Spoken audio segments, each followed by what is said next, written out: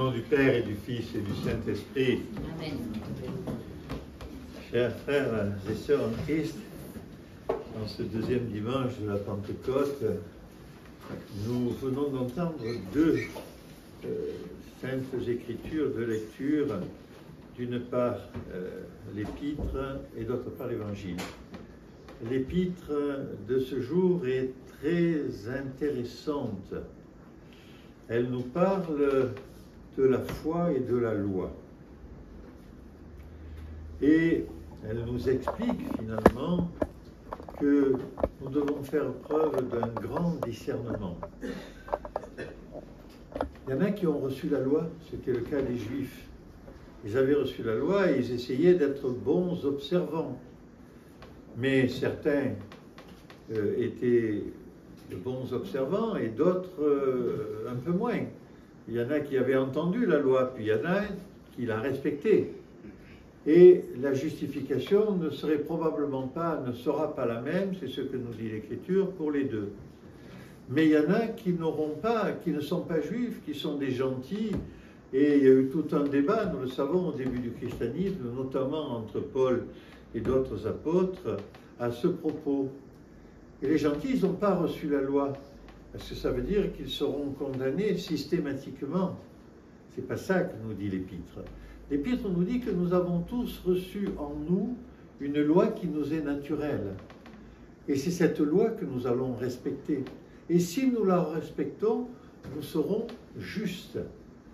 Tout le monde sait, ou enfin à peu près tout le monde, que par exemple on ne tue pas, qu'il faut éviter de convoiter la femme de son voisin et éventuellement de la séduire, qu'il ne faut pas voler, qu'il faut être respectueux des autres. C'est une loi naturelle, mais cette loi naturelle reprend, enfin peut-être sauf chez certaines personnes qui ont finalement des problèmes de discernement intérieur et peut-être d'équilibre, mais c'est cette loi naturelle qui est en nous, c'est quelque chose de normal et nous le mettons en jeu, nous nous aimons les uns les autres. On sait bien que c'est difficile de vivre paisiblement si on en veut au monde entier. C'est juste se faire un ulcère ou un infarctus, par exemple. Donc, le fait de respecter la loi, entre guillemets, qui n'est pas la loi des tables telle que c'était pour les Juifs anciens, mais cette loi intérieure, c'est respecter aussi plein de pans de la loi et de l'enseignement de notre Seigneur Jésus-Christ. En espérant que certains de ceux-là qui n'auront pas reçu la loi comme les Juifs auront en eux aussi le grand commandement qui est, que nous avons du mal à suivre parfois, mais qui est aimons-nous les uns les autres. Donc, j'insiste sur cette épître parce que il est très intéressant et finalement ce qu'il nous amène à faire, c'est nous dire que nous devons avoir le plus grand discernement possible dans les jugements qui nous viennent naturellement en disant de toute façon celui-là il n'est pas chrétien, celui-là il n'est pas orthodoxe, a fortiori. Hein? Il y a plein de catholiques qui ne sont pas orthodoxes et franchement c'est pas terrible. Mais non, on ne les connaît pas, on ne sait pas qui ils sont dans la réalité. Gardons-nous de ces jugements. Et je pense que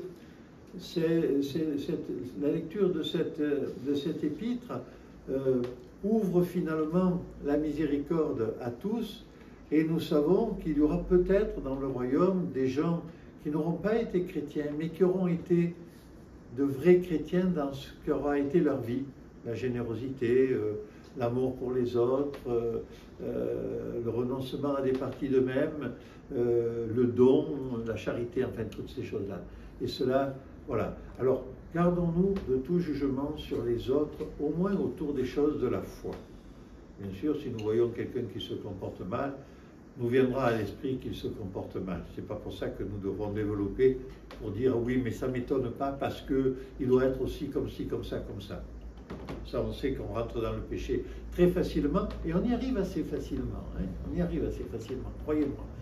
C'est moi qui vous parle. Voilà. L'évangile est sans doute plus difficile à comprendre. Voici le Seigneur qui rencontre Simon et André, puis un peu plus loin Jacques et Jean, et qui leur dit en gros, allez, laissez tout tomber, venez avec moi et je vous ferai pécheurs d'hommes. Et ils le font, et ils laissent même Zébédée tout seul sur son bateau. Je me demande quelle est, en tant que père et grand-père, je me dis, mais comment a vécu ça Zébédée? On ne le sait pas, le texte nous ne le dit pas. Mais sans doute, à minima, avec beaucoup d'étonnement. Et peut-être même avec un peu de regret, en disant, mais qui est-ce qui va m'aider à tirer le filet maintenant, hein, parce que c'était des pêcheurs. Et ils étaient en train de réparer leur filet, ces deux-là. Les autres, ils pêchaient plutôt à l'épervier, d'après ce qu'on trouve dans certaines écritures. Est-ce que, pour être bon chrétien orthodoxe, nous devons renoncer à tout et tout abandonner, tout ce qui est finalement, ce à quoi on est attaché? Je pense que ce n'est pas le bon angle d'attaque. Lorsque nous avons des enfants, nous avons des responsabilités familiales. Nous ne pouvons pas tout abandonner. Nous devons nous occuper de nos enfants et le faire avec notre épouse et nous occuper éventuellement aussi de notre épouse, bien sûr. Donc, sans doute, ne pouvons-nous pas être aussi radicaux? Il y en a qui le sont dans le monde. Ce sont ceux qui entrent dans un monastère et qui décident de prier pour le salut de leur âme et pour le salut du monde et renoncer à tout ce qui nous lie à cette vie du monde, de la famille, l'argent, le paraître, la sexualité et toutes ces choses. Oui, ceux-là, ils font des choix extrêmement radicaux, mais on sait bien, regardons le nombre de personnes dans les monastères et puis le nombre des habitants, on sait que c'est une toute petite partie des gens de ce monde qui peuvent faire cela. Mais la question que nous devons nous poser, c'est, Seigneur, pour te dire mon amour finalement, pour te dire ce que j'ai compris du message que tu m'as laissé dans tes évangiles, chacun de nous pouvons nous poser cette question, à quoi je pourrais renoncer? Un peu d'argent pour un plaisir futile et qui, une fois passé, sera passé. Peut-être cet argent, il aura fait du bien à quelqu'un et il l'aura vraiment aidé. Ça peut être ça. Ça peut être des habitudes plus ou moins bonnes ou mauvaises que nous pouvons avoir dans notre fonctionnement personnel et qui peut-être font souffrir quelqu'un. Est-ce que je peux renoncer? Je ne sais pas, je ne suis pas très concerné, mais tous les samedis soirs, je vais voir le match de foot et je laisse ma famille. Et je ne me pose pas trop la question de ce que ça me coûte et de savoir si ma femme est vraiment ravie de me voir partir tous les samedis à Marseille ou ailleurs pour défendre je ne sais quelle équipe. Peut-être qu'on peut renoncer à des choses comme ça. Ou du moins, ne pas être dans une addiction et faire en sorte que nous espaçons. Et ça peut être vrai pour toutes les choses que nous vivons. Posons-nous cette question. Seigneur, quand je te dis que je t'aime, quand je te dis que j'ai envie de vivre avec toi, près de toi, quand j'ai envie de te dire que je voudrais essayer de respecter au mieux tous les préceptes que tu nous as enseignés dans ton saint évangile, Seigneur, dans tout ça, qu'est-ce que je vais laisser? De quoi je peux me détacher? Et nous allons nous apercevoir que si nous faisons cette démarche, qui est bien sûr une démarche intérieure que nous faisons en la confiant à Dieu et en essayant d'écouter ce que Dieu nous demande, eh bien nous allons sans doute arriver les uns et les autres à franchir un pas et à nous élever un tout petit peu. Oh, on continuera à avoir les pieds dans la boue de ce monde. Hein. Il y a peu de prêtres que vous voyez célébrer en lévitant pendant toute la liturgie. Hein. Bien sûr. Mais nous allons, un peu moins nous mettre debout sur les chaussures, pour le dire, pour employer une expression qu'on peut bien comprendre. Et frères et sœurs, je vous suggère, à la lecture de cet évangile, de vous poser chacun individuellement cette question.